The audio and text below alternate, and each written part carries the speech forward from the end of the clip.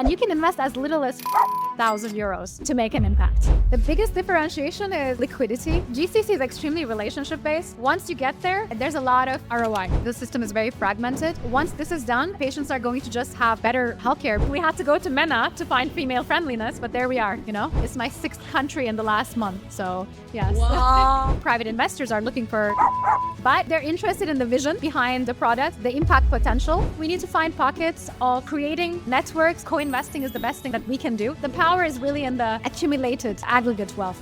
Yeah, try to make an...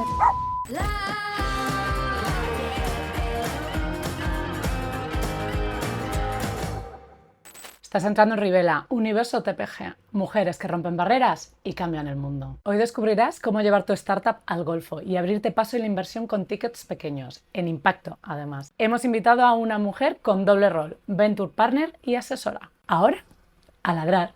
Woof, woof. Say your name and what do you do? Sure, it's Hale Yildiz. So I'm a venture partner at an AI enterprise tech fund. Early stage, we invest in Europe and also US. And opportunistically other regions. We have 2 GPs. I also have my own core business where I help founders raise capital and expand to the Middle East markets. And I also invest in them from my own balance sheet. So double investor. That's my God.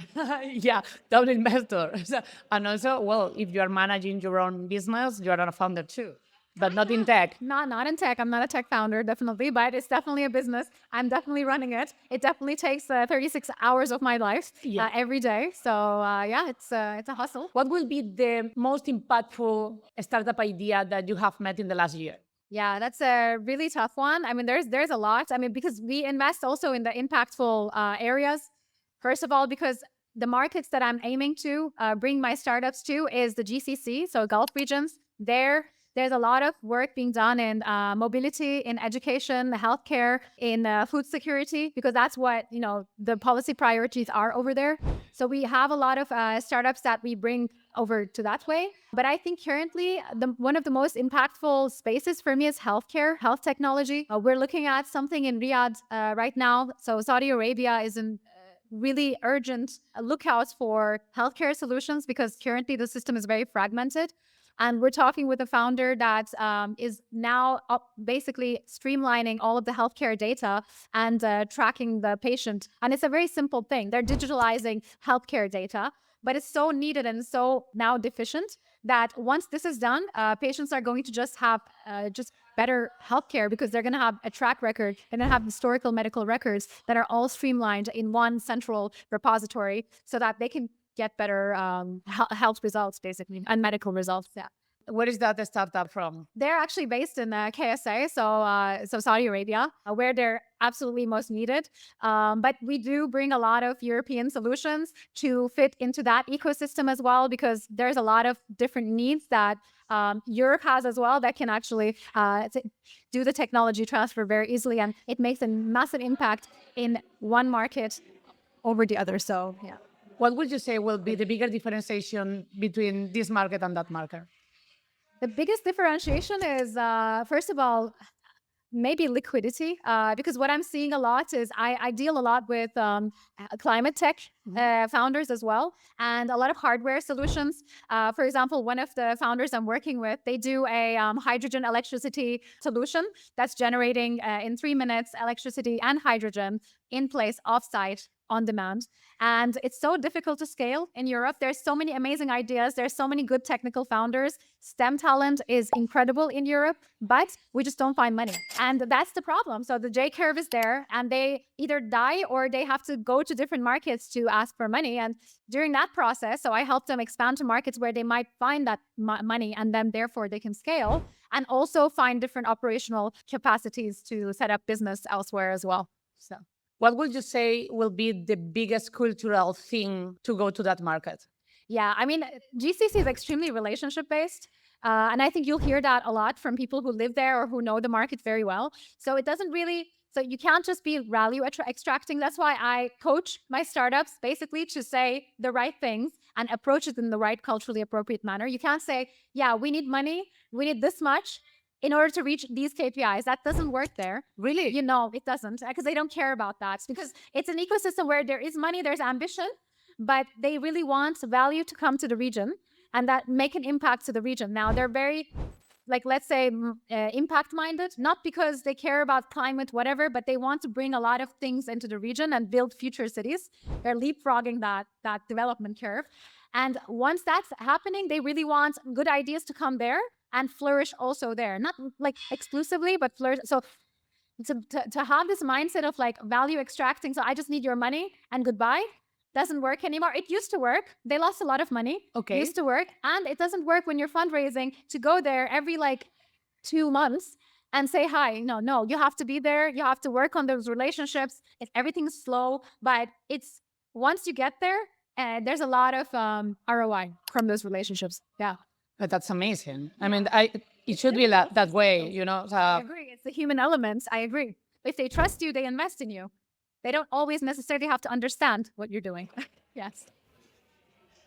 In deep tech, mostly no one understands what you are doing. That's also, there's a lot of that. There's a lot of that. But they're interested in the vision behind the product, the impact potential, not necessarily always the returns or, you know, the KPIs, the measure, the roadmap, but really the vision and of course the returns. I mean, all of those private investors are looking for good returns, but it's really about relationship. But that's like the best thing advice I can give to anyone who wants to go to the region. If you're serious about it, if you're Series A+, you need to get one person full-time in the region creating the ground for you, you know. Maybe I should think about to go there with a YouTube channel. You should. Yeah. You should spend like at least 3 months there, so that you reap the benefits. I would love to do that. Yeah. And I'm aware that the Dubai right now has been in the creators headquarters and they're doing something. I'm thinking about it. Maybe we would talk maybe. Yeah, sure. I mean, get in touch. I'd be happy to help. Yeah. So Dubai is a lot of like just new money coming in. Also a lot of crypto, Web3. Dubai is really all over that right now. Abu Dhabi is more of the old capital, like old money, like from oil, you know, gas, real estate. Also in Dubai, real estate as well. But there's a lot of creators that come in, the third economy that comes in. There's a lot of interesting things. But Dubai is very crowded right now. It's very, very crowded. I don't know if it will be my favorite city in the world, but you know. Yeah, it's interesting. It's interesting. There's a lot of diversity there. Yeah. A lot of female founders too. Yeah. Really? Yeah, because it's a very female-friendly ecosystem. Yeah. Which is interesting. We had to go to MENA to find female friendliness, but there we are, you know? Really? Yeah. Very interesting. Yeah. Do you have any idea about why is that? I mean, because they're really it's a top-down system, right? They did a very good decision back in the days because a lot of the royal families and stuff like that, they're Western educated. They understand the value of bringing females that can build innovative products in the region and make them safe, you know? Okay. And so safety is a big thing. And the sanctions for criminal behavior are extremely high because they are functioning on the basis of Hammurabi laws, which is what we call Sharia law. And obviously, there's a lot of penalties to doing things that, you know, you shouldn't be doing. And since there's a lack of democracy, it really works top down. And everybody has to abide by the rules. So females feel that's safe. There's a lot of ambition. There's a lot of money. And that mixed with a very safe environment, also a lot of females going there. I mean, it just creates the right conditions, in my opinion, for female leadership positions, actually. Yeah. Fun fact. Yeah. Well, you know, that's good. That's good. I'm starting to actually think about maybe Dubai. Yeah. Well, I will let you know. Okay, you decide. Totally. Si has llegado hasta aquí es porque te gusta lo que estás viendo. Así que dale a suscribir, la campanita. Ya sabes, síguenos. Si quieres dejarnos algún comentario, tampoco te cortes. Escríbenos. A seguir. Wof, wof. What would you ask to the future you? Have I made enough impact to make my 10-year journey without sleeping, without doing constant traveling, be worth it? I just want to have that metric that is the impact. Did I change society in some way? Did I help important, impactful businesses flourish? Did I prevent them from dying where they shouldn't have? Yeah, that's the thing, because it's a tiring life currently, I have to say. Yeah, it's my 6th country in the last month, so yes. Wow. Yeah. Well, yeah, you know, I mean, for those that think that investors, they live the nice life, no, it's hard. It's also, I mean, we love what we're doing. Otherwise, nobody would be in this business, because half the time we're fundraising, and the other, hopefully half the time we're deploying and like helping founders. We hope that's half the time only. I mean, you know, maximum, hopefully, it's we want to maximize that time. But it's a hustle. We're grinding just like founders. But in the end, we really want to see that it's worth it, because that's really all that matters in the end. That's why we're here. Yeah. How did you ended up in that business? I came from the LP side. Fun fact, I was in the European Investment Fund for around 5.5 years. And I was in the equity deal cycle. So European Investment Fund is the biggest investor into VCs in Europe. So I was basically from the LP world looking at equity deal cycles and investment flows into VC and founders.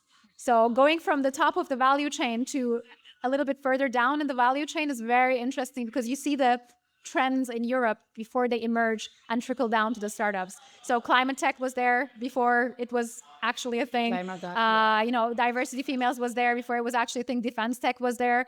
A lot of space tech was there. So it's really, you feel the trickling down of policy priorities there. Have you ever thought about to become an entrepreneur, a founder yourself? Yeah, I mean, I had a few things, no big exits or anything. So it was while I was in my 20s.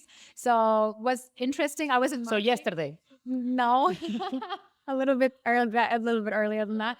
But yeah, so I do want to get back in the game. But currently, what I'm trying to do is I'm trying to basically make an impact for a greater number of startups. Not just make an impact, obviously make a living and make money and get upside and make a killing, basically maximize wealth.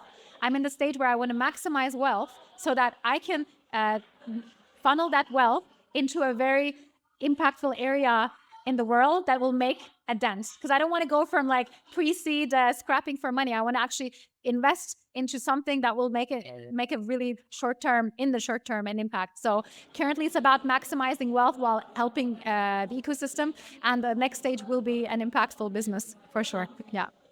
Cool. Well, the last question. What will be your hidden talent in a zombie awakening? Oh my God, my hidden talent.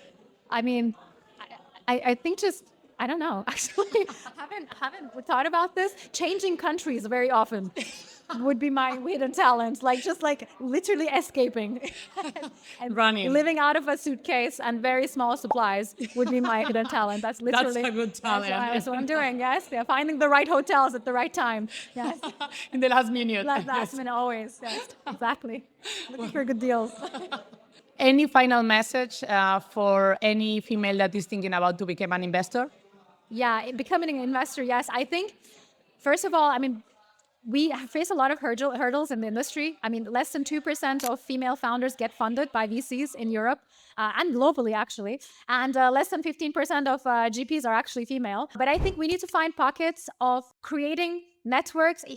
Ecosystem is very important in this business, the people's business. We need to find the right ways to create that network that fits our life, that fits our boundaries and our limitations, in order to find the right people and form teams with. Because I think co-investing is the best thing that we can do, not just as females, but as people.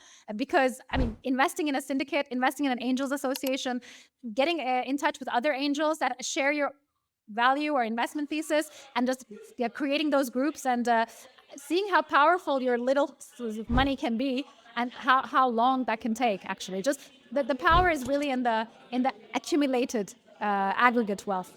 So create those ecosystems, get in those networks, surround yourself with people who have similar investment thesis, and try to make an impact in whatever. Any advice for someone who wants to actually enter in that kind of ecosystem? Angel associations are everywhere. So I think the biggest way that you can do this is see where the angel associations are in every country. I know it's a boring answer, but it's very true. Every country in Europe has an angel association, an angel network. Literally go and talk to anyone in that angel network, get the first space in, and then start participating in the dialogues. Maybe get inside the angel investment courses, because there's a lot of courses that are being given by investment or angel associations where they teach you how to angel invest, like ABC. In Barcelona, there is one. It's called Startup Investor Accelerator. I was there as well last year. They also do this. They teach angels how to angel invest. There is also EBAN, European Business Angels Network. It's a massive network of all European business angel networks. So just get into one of them, get into a course. It'll take you maybe 3 months, learn the basics of angel investing and get to investing. I think it's the best way. And you can invest as little as 5,000 euros to make an impact, right? That's That true. money goes a long way when it's syndicated. Yeah. That's true. Well, thank you. Thank you so much. It was really nice. I mean, I love the interview. So, you are a good speaker. Me mola un montón que hoy hemos aprendido cómo dar el salto para irnos a una cultura totalmente diferente. Porque si ya somos distintos cuando hablamos el mismo idioma, entre España y América Latina, imagínate cuando nos vamos a Dubái, Emiratos y compañía. Así que siempre está bien que nos lo cuenten. Espero que os haya gustado. Nos vemos la semana que viene. Digo, dentro de 2. Recuerda, inspírate, atrévete y cambia el mundo. Hasta luego.